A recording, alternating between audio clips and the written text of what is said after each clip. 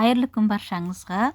Бүгін мен сіздермен осындай ащы корейский салат, кәдімгі біз күнделікті көріп жүрген салаттардан өзгешелігі бұл осындай пекинский капустамен жасалады, яғни кәдімгі пекин капустасымен жасалатын салат. Енді осы рецепті қажеті бізге бірінші жаңағы сәбізді үккіштен өткізіп аламыз. Кәдімгі салат, чимчи салаттары болады, сондай сияқты қылып, сондай салатқа арналған үккіштен өткізіп аламыз. Бізге керек сондай сәбіз, екі үлкен сәбіз, және бір болсын, екі болсын, 2-3 штук жаңағы капуста, яғни пекинский капуста, чеснок, қызыл бұрыш, ащы, және имбир керек. Сосын бұл бізде редка, яғни шалқан деп айтады да. Сол осы редканы да үккіштен өткізіп аламыз. Бұны да өте майда қылып, өздеріңізге ыңғайлы үккішті тауып, содан өткізсеңіздер болады. Және біздің мінекей үккіштен өткізіп алдым мен жаңағы редкамызды. Мұдан кейін жаңа чеснокты, қызыл бұрышты араластырып, осындай жаңағыдай не дайындадық, масса дайындадық, смес. Бұның ішінде қызыл бұрыш, имбир және не бар, чеснок бар, ащы қылып. Енді осыны қолымыздағы осы массаны жәнеге саламыз.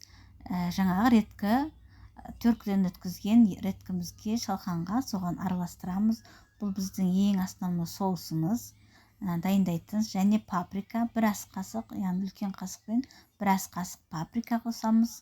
Паприка бүкіл дәмге қосылады, білесіздер. Барлық салқын, холодный тамақ тағамдарға тұз.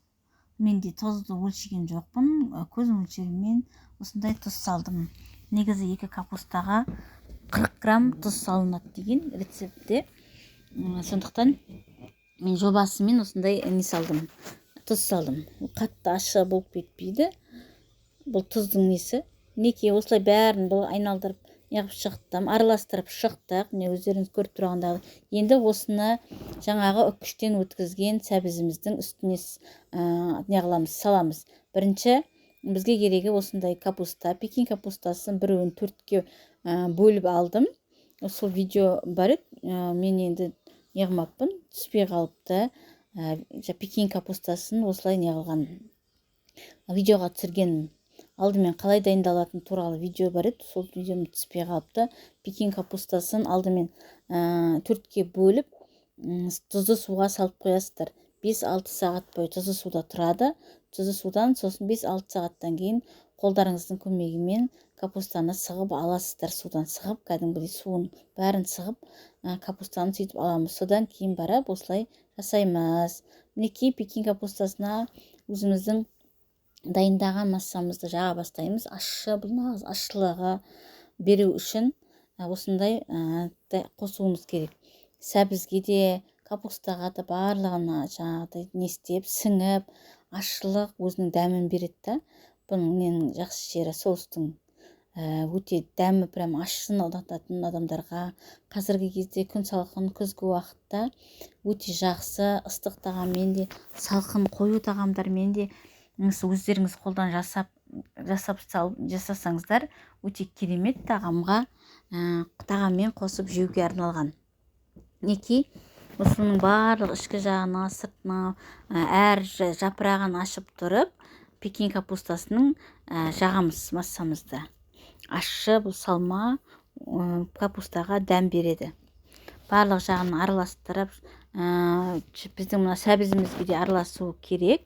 Сонда барлығының дәмі шығып, капустаңыз қышырлап, қытырлап, күшті болып тұрады капуста. Осылай барлық жеріне жағып шықтым.